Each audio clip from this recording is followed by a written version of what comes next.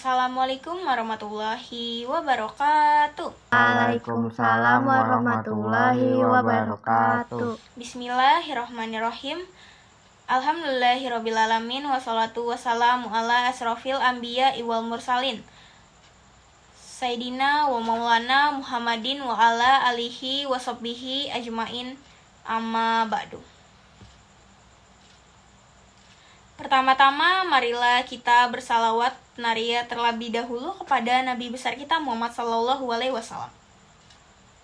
Allahumma sholli sholatan kamilatan wa salim salaman taman ala sayyidina Muhammadin nilazi tanhalu bihil qadu wa tanfarizu bihil kurabu wa tuqadu bihil hawaiju wa tunalu bihi rogoibu wa husnu kuwatimi wa yustaqal gomamu biwajihil karimi wa ala alihi wa sahbihi fi kulli lamhatin wa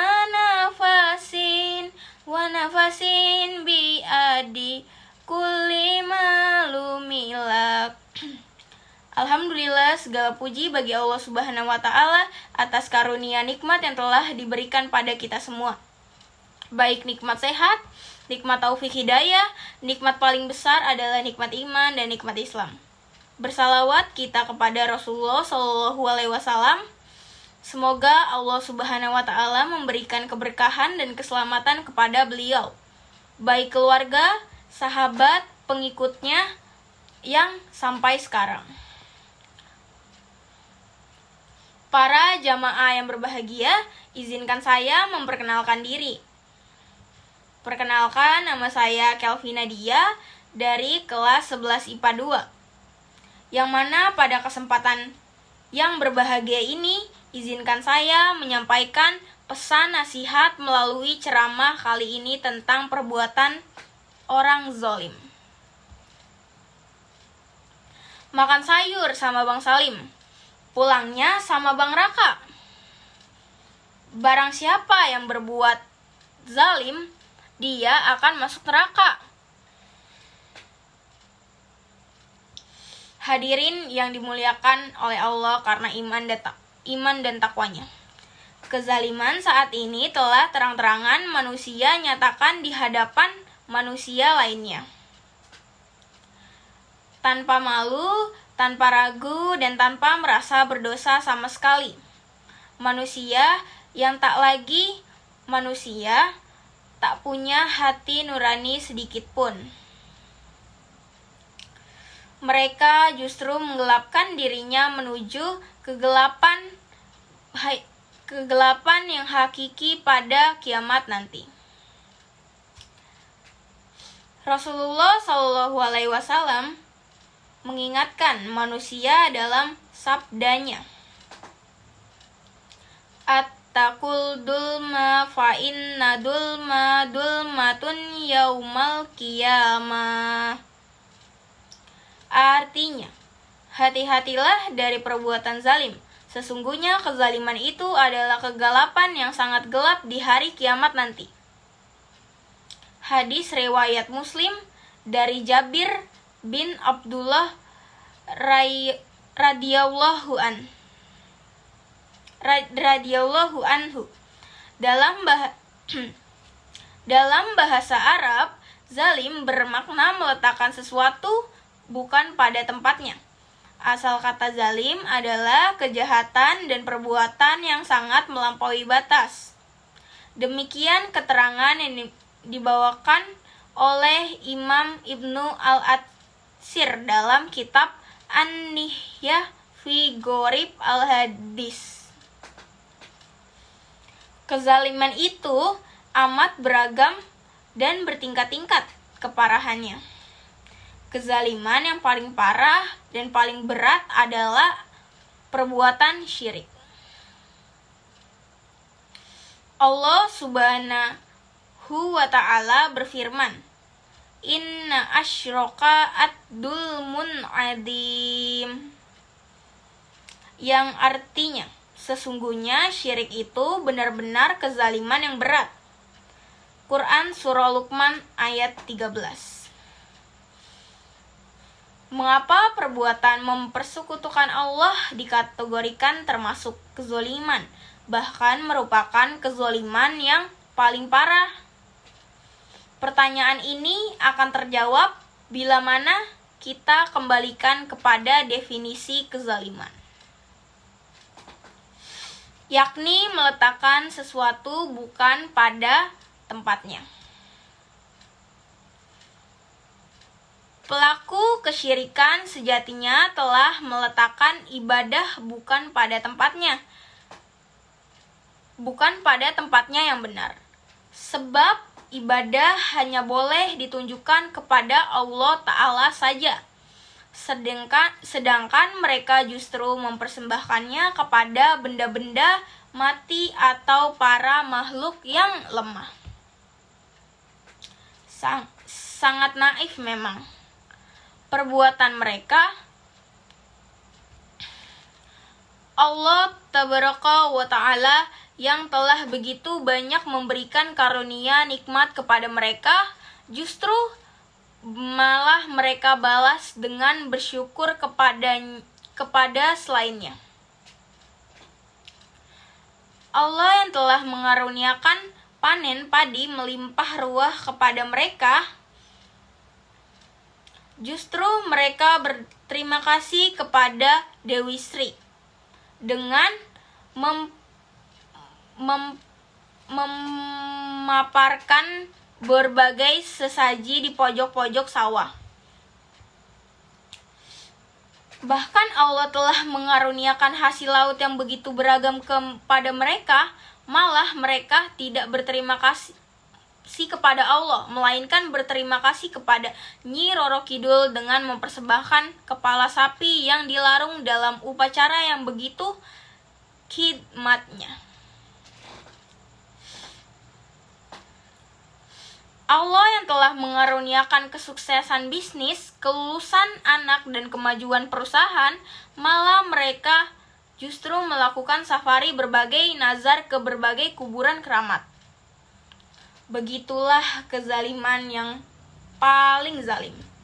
Maka wajarlah bila dosa ini tidak akan diampuni oleh Allah Subhanahu wa Ta'ala.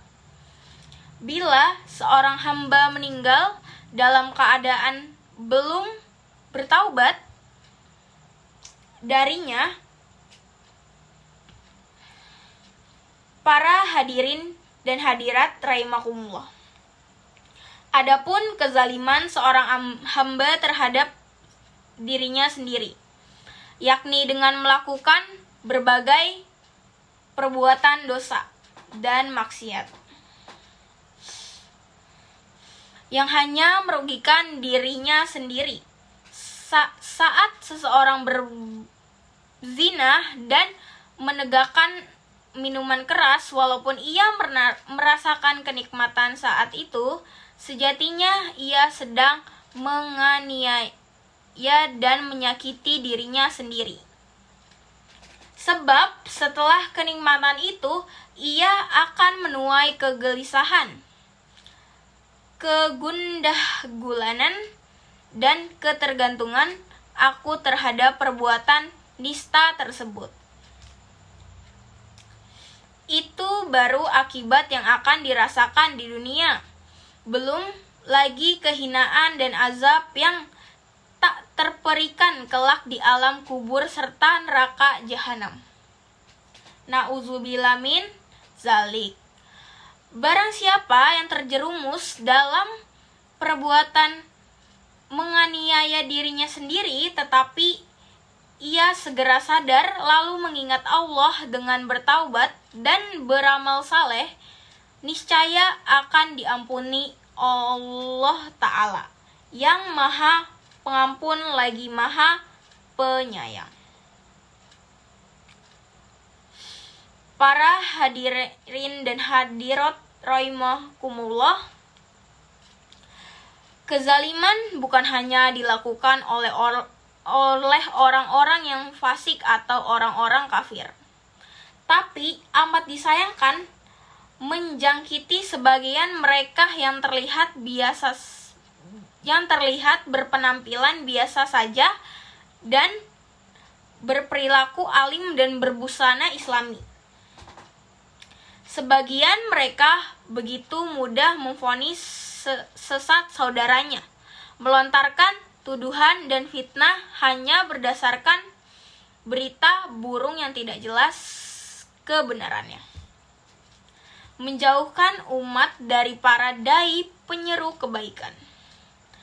Parahnya, semua itu dibungkus dengan label amar ma'ruf dan nahi mungkar.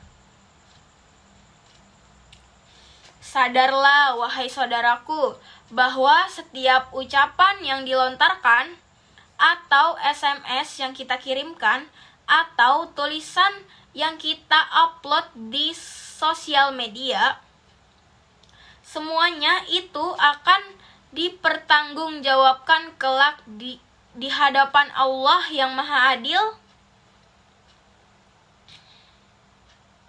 Nah, pelaku kezaliman cepat atau lambatnya pasti akan menuai akibat buruk dari perbuatannya. Bila ia rasakan di dunia, pasti dan kelak akan ia merasakannya di akhirat. Maka sebelum mentari terbit dari arah barat, sebelah pintu taubat ditutup rapat dan sebelum azal datang. Sebelum terlambat, bertaubatlah kepada Allah dan meminta maaflah kepada orang-orang yang pernah Anda zalimi. Rasulullah Shallallahu Alaihi Wasallam sangat mewanti-wanti. Adapun mereka yang merasa enggan atau gengsi untuk meminta maaf kepada saudaranya, maka nantikanlah kebangkrutan total kelak di akhirat.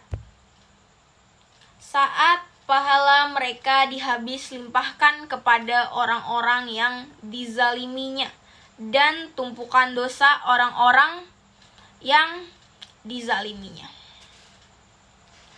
dan akan dibebankan kepada mereka. Hadirin yang dirahmati oleh Allah Subhanahu wa Ta'ala, adapun bentuk sanksi yang akan dirasakan oleh orang-orang yang melakukan penganiayaan atau kezaliman, yaitu yang pertama, orang zalim itu tidak akan mendapatkan pertolongan di akhirat siapa saja, bahkan orang yang sangat di dunia tampak menjadi teman yang setia. Nah, yang kedua, perbuatan zalim akan menyebabkan kegelapan di hari akhir mereka nanti. Yang ketiga, orang zalim hidupnya jauh dari keberkahan. Hadirin yang dirahmati oleh Allah Subhanahu wa Ta'ala, marilah kita kembali bertanya kepada diri kita, apakah mungkin kita merasakan ketenangan dan ketentraman dalam kehidupan sehari-hari? Jika ada harta milik orang lain yang kita rampas, sekalipun berupa serangkai kayu, mustahil hal tersebut bisa terwujud. Para hadirin yang berbahagia, hendaklah kita menghindari sikap zalim. Yang pertama, kita selalu waspada dan selalu hati-hati dalam setiap menghadapi masalah. Yang kedua, jangan membuka aib atau cacat orang lain di depan semua orang. Yang ketiga, menumbuhkan rasa persaudaraan, kasih sayang sesama umat muslim. Nah, yang keempat, mendekatkan diri kepada Allah Subhanahu wa Ta'ala. Inilah sejumlah keterangan tentang orang zolim atau orang-orang yang terzolimi dan orang-orang yang berbuat zolim. Maka hendaknya kita harus waspada dan hati-hati, dan perbuatan semacam ini jangan sampai diri kita menjadi pelaku kezaliman yang berakibat fatal baik di dunia maupun di akhirat nanti. Sebagaimana tidak ada gading yang tidak retak, apa yang saya sampaikan tadi juga pasti tidak luput dari kekurangan dan kesalahan saya. Saya meminta maaf dan kepada Allah saya memohon ampun.